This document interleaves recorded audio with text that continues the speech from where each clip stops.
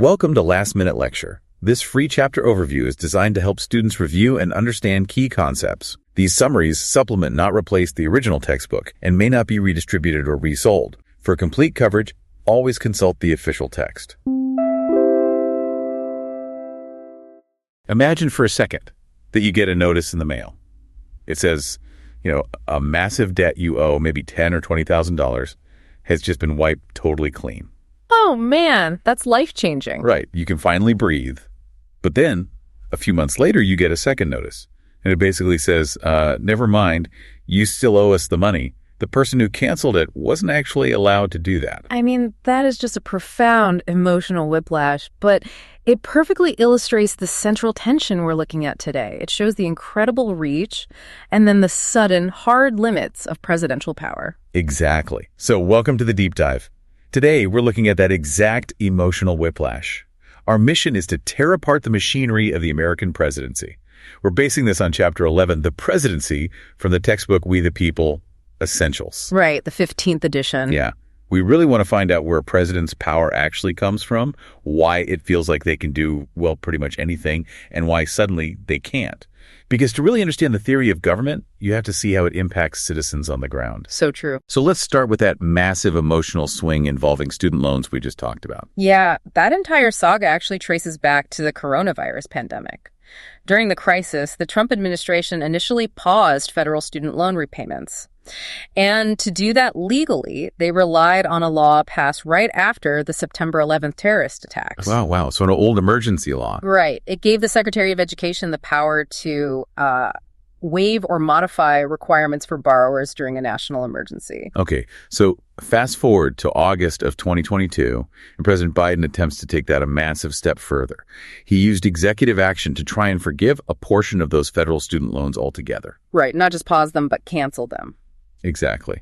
The plan was if you earned less than $125,000 a year, you'd have $10,000 forgiven, and up to $20,000 if you received Pell Grants. And the voices caught in the middle of this policy were just incredibly polarized. They really were. The text highlights a few of them. You had people like Lisa Mitchell, a teacher in Detroit.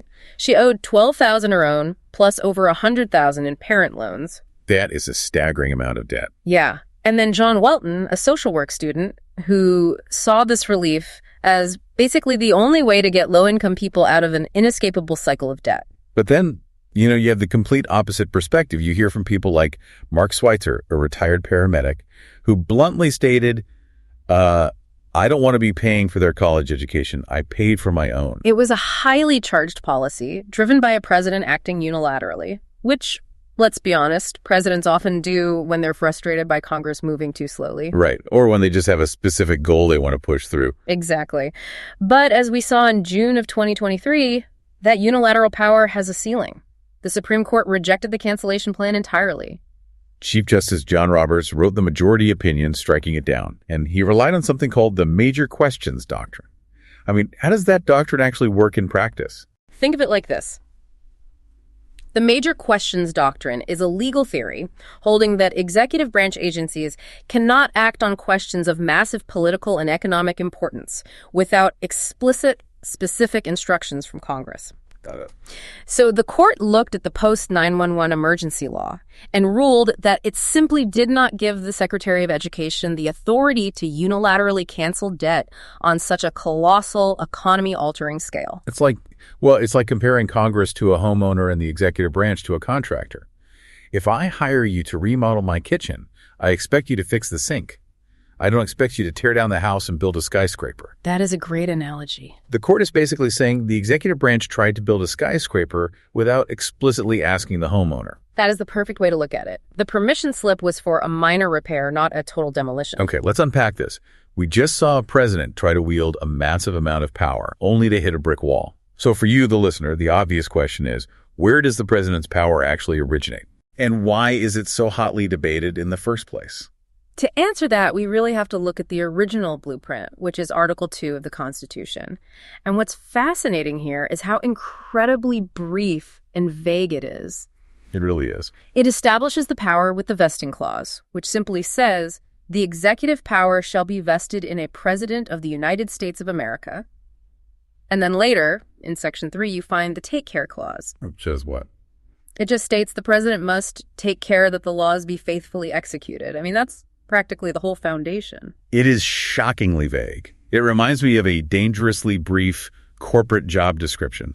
Imagine hiring a CEO and the employment contract just says, run the company and make sure the rules are followed. Yeah, good luck with that. Right. Doesn't that imply the CEO can do basically whatever they want as long as they can argue it's for the good of the company? That ambiguity is exactly the source of a debate that has raged for over 2 centuries. To bolster this broad interpretation, presidents frequently point to the presidential oath of office. The president explicitly swears to, quote, preserve, protect, and defend the Constitution. Okay. So many presidents have argued that this oath actively requires them to take extreme, even unprecedented action if the nation itself is threatened. There's really no better historical proof of this than Abraham Lincoln during the Civil War. Lincoln unilaterally suspended the writ of habeas corpus. A huge deal. Massive. And just for anyone rusty on their legal terms, habeas corpus is the fundamental right protecting citizens against arbitrary arrest and detention.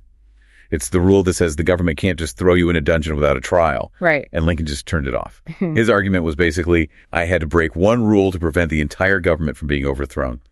If the nation doesn't survive, the Constitution doesn't survive. Lincoln's actions perfectly illustrate how presidents interpret their mandate when the chips are down. He prioritized the survival of the Union over the strict letter of the law. Yeah. This tension forces us to look at what powers are explicitly written down in black and white versus what presidents claim is just, implied by the nature of the job. Well, let's start with those explicitly written rules. Yeah. They fall into a few categories, right? Yeah. The foundational authority is military dominance. The Constitution makes the president the commander-in-chief of the Army and Navy. Yes, and today that translates to controlling the entire defense establishment, plus heading up the massive national intelligence network, the CIA, the National Security Council, the NSA, the FBI. But what often surprises people is that this military power isn't just for foreign conflicts. It bleeds heavily into domestic order, too. Oh, absolutely. The Insurrection Act of 1807 allows the president to deploy troops domestically to maintain order. And they can do this even without a request from a state governor. The historical reality of that is striking. The text mentions that in 1957, President Eisenhower sent the 101st Airborne Division into Little Rock, Arkansas. Right, to enforce the racial integration of public schools. Exactly. He deployed federal troops against an American city to enforce the law. And then, jumping all the way to 2020, you have President Trump using that same foundational authority to send the Navy hospital ship USNS Mercy to Los Angeles. To help overwhelmed civilian hospitals during the COVID-19 crisis. Right. It's the exact same constitutional power wielded in vastly different domestic crises. And this overarching authority at home naturally extends to how the president acts on a global stage and in the judicial arena. For instance, the president has the unilateral power to grant reprieves and pardons. Which is a pretty wild power when you think about it. It is. It can be pinpointed to individuals, like when Gerald Ford controversially pardoned Richard Nixon, sparing the country a prolonged trial, or it can be applied on a massive, sweeping scale. Like Andrew Johnson. Exactly. Andrew Johnson used this power to give full amnesty to all Southerners who fought for the Confederacy after the Civil War. And diplomatically, the president operates as the nation's sole representative. They hold the expressed power to make treaties and receive ambassadors. When President Trump met with North Korea's Kim Jong-un, it was a vivid demonstration of that. Huh. The president alone is the face and voice of the United States on the global stage. But stepping back into the domestic sphere, we have to look at the president's role as the true chief executive officer of the nation. They have the power to appoint, remove, and supervise all executive officers. Right. However, the exact boundaries of this executive power are actively shifting beneath our feet. We saw a massive development with the 2024 Supreme Court case, Trump v. United States. The court ruled that a president is immune from prosecution when exercising core executive powers. Wait, I'm struggling with this. If the Supreme Court ruled that presidents have immunity for their core executive actions, doesn't that effectively make them a king? It's a huge question. I mean, how is that not a direct violation of the whole checks and balances system we just talked about? It is a profound philosophical friction, for sure. The court's reasoning is rooted in the idea that presidents need to be protected from endless political retribution. Meaning what, exactly? The logic is that if a president is terrified that a political rival will throw them in jail the second they leave office, just for making a tough, controversial policy call, it creates a chilling effect, they wouldn't be able to govern effectively. But they left the actual definition of what constitutes a core power completely open, right? Precisely. They stated the immunity exists, but left the boundary of what is and isn't core to be hashed out in future litigation. So we are watching the limits of the presidency being drawn in real time. That is wild. And that desire to shield the presidency from interference also drives the concept of executive privilege. This is the claim that confidential communications between a president and their close advisors shouldn't be revealed without the president's consent. The rationale there is that a president requires honest, unvarnished advice to make critical decisions. Advisors simply won't give that level of honesty if they think their private deliberations will end up on the front page of a newspaper or broadcast in a congressional hearing. The historical record traces this all the way back to George Washington, actually, who kept treaty negotiations secret. But it erupted into the public consciousness during Watergate. Oh, definitely. In the 1974 case, United States v. Nixon, the Supreme Court formally recognized that executive privilege is a real thing, but they drew a hard line. It is not absolute. Specifically, it can't be used to hide evidence in a criminal inquiry. Nixon was forced to hand over the infamous tapes. And that privilege continues to be tested constantly. President Trump invoked it regarding portions of the Mueller report during the deliberations over the 2020 census and over documents requested by the congressional committee investigating January 6th. It comes up a lot. It does. The 2022 FBI raid on Mar-a-Lago regarding classified documents is another prime example of the ongoing, heated legal debates over the privileges of former presidents. Wrapping up these explicit constitutional powers, there is a fascinating shift in how presidents set the legislative agenda. The Constitution requires the president to give a State of the Union address. Right, which used to be pretty dry. Yeah. For a long time, it was just a boring written report sent over to Congress. But since Franklin D. Roosevelt, presidents have weaponized it to set the entire national agenda. Think about George W. Bush setting the course post 9/11, Obama pushing the Affordable Care Act, Trump rallying for tax reform, or Biden outlining his infrastructure plan. If we connect this to the bigger picture, it reveals a fundamental shift in American governance. Congress officially makes the laws, yes, but the president steers the ship. Yeah. The president uses the megaphone of the office to define what we are even talking about as a country. But because that original Article 2 blueprint is so brief, modern presidents haven't stopped at just those explicit powers. They've pushed the boundaries outward, interpreting their authority much more broadly. Which brings us to the unitary executive theory. Right. The unitary executive theory is an interpretation that essentially argues the president controls all policy making within the executive branch. All of it. Yes. Under this framework, the president is a supreme authority, subject only to very specific extreme restraints like impeachment or a veto override by Congress. It asserts that Congress actually has very little direct power over how executive agencies operate. Those agencies answer solely and completely to the president. But the courts don't always agree with that absolute control, right? Okay. We saw major pushback in the 2024 Supreme Court case, Loper Bright Enterprises v. Raimondo. Yes, that was a big one. The court aggressively curbed the power of executive agencies. They ruled that judges should no longer just defer to an agency's interpretation of an ambiguous law. It's a constant, ongoing tug-of-war of checks and balances between the branches. And that tug-of-war turns into an all-out brawl when we examine inherent powers. Here's where it gets really interesting. It does. These are powers not explicitly specified in the Constitution, but claimed by presidents as stemming from the very nature of the office itself. They are almost always invoked during times of war or national emergency. You can track a clear, modern escalation of presidents using these inherent powers.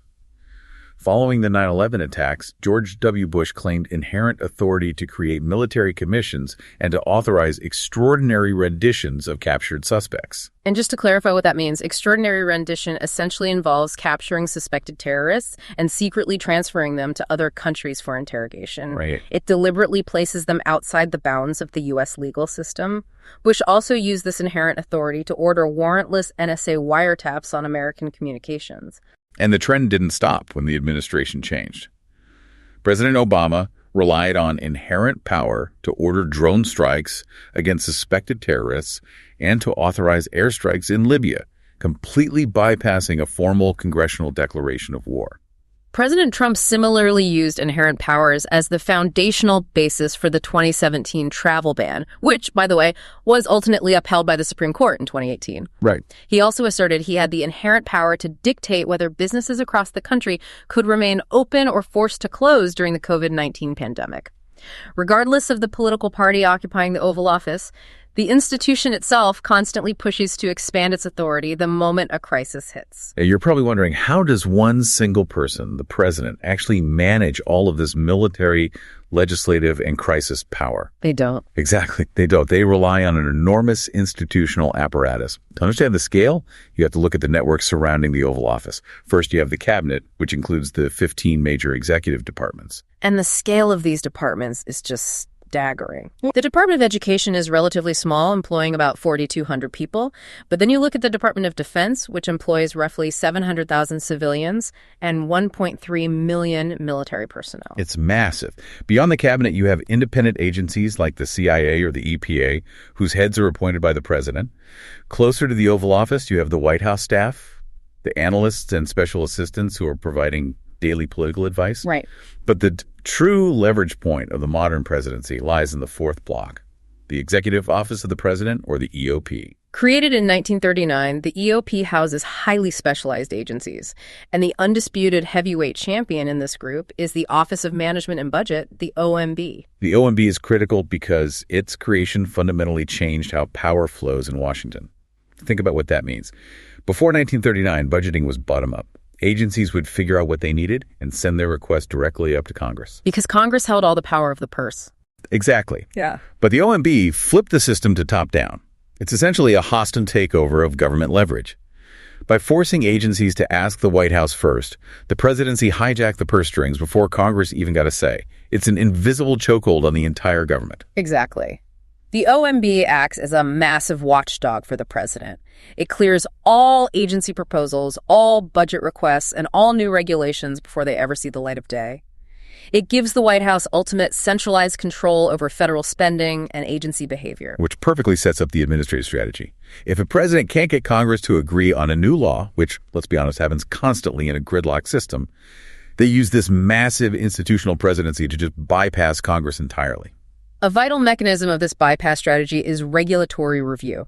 This is overseen by a specific agency within the OMB called OIRA, which stands for the Office of Information and Regulatory Affairs. Congress frequently passes very broad, vague laws, something like improve air quality. But it's the executive branch, funneling through OIRA, that writes the actual specific rules dictating exactly how a factory has to operate to meet that goal. It's turning a broad sentiment into a strict law without Congress lifting a finger. President Obama used this exact OIRA process to create sweeping new regulations governing power plant emissions and changing national overtime pay rules, essentially making massive policy shifts without legislative interference. And if regulatory review isn't direct enough, presidents turn to governing by decree, most notably through executive orders. These are direct orders to the bureaucracy that carry the actual force of law. They're huge. Historically, they've been used for some of the most monumental decisions in American history. Think about the Louisiana Purchase or the Emancipation Proclamation. And if you look at the historical data on executive orders in the text, there's a massive undeniable outlier.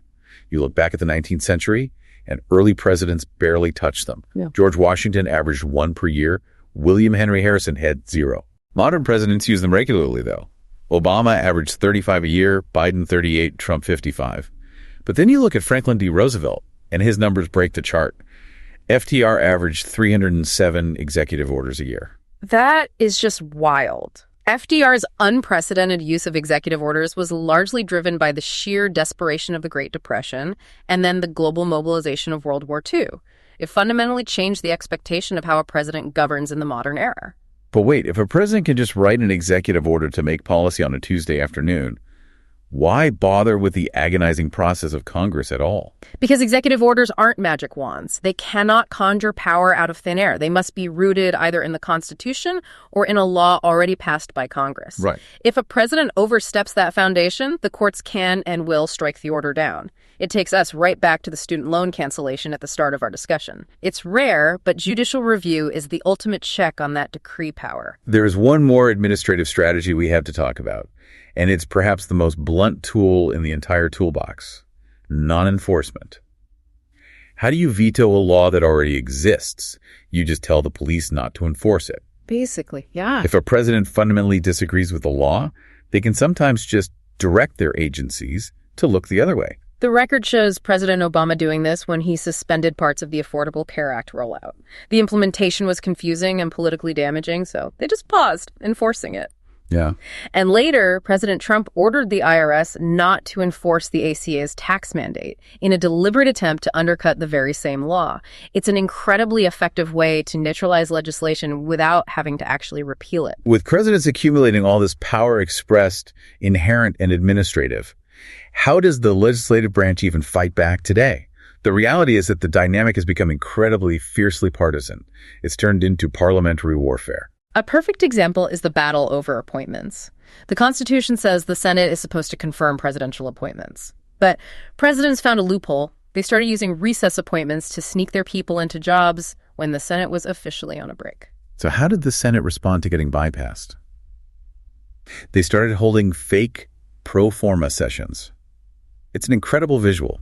During a holiday break, one single senator will walk into an empty chamber, bang a gavel to open a session, and immediately bang it again to close it. It's so petty, but it works. Because of that 30-second charade, technically, the Senate is never in recess, completely blocking the president from making the appointment. This raises an important question about the health of the system. We also see this partisan warfare and how the ultimate check on power impeachment has morphed. In 2023, the House launched an impeachment inquiry into Joe Biden's business dealings. Right. The text notes that observers and analysts pointed out this inquiry appeared designed to harass the president as direct retaliation for Trump's impeachments. It showcases how the most severe foundational constitutional checks and balances are increasingly being weaponized. We've covered incredible ground today. We started with the emotional whiplash of a student loan debate, and we've mapped out the massive, complex machinery of the modern presidency. We really have. We've explored the dangerously vague vesting clause, Lincoln's suspension of habeas corpus to save the Union, the expanding claims of inherent powers during the War on Terror, and the invisible chokehold of the OMB and executive orders. It paints a vivid picture of an office that has grown far beyond what is written in the sparse text of Article 2. It's been driven by historical crises, massive institutional expansion, and the sheer, undeniable necessity of running a modern superpower. So what does this all mean for you? As you process this deep dive into the mechanics of American government, I want to leave you with a provocative thought that builds on everything we've just discussed.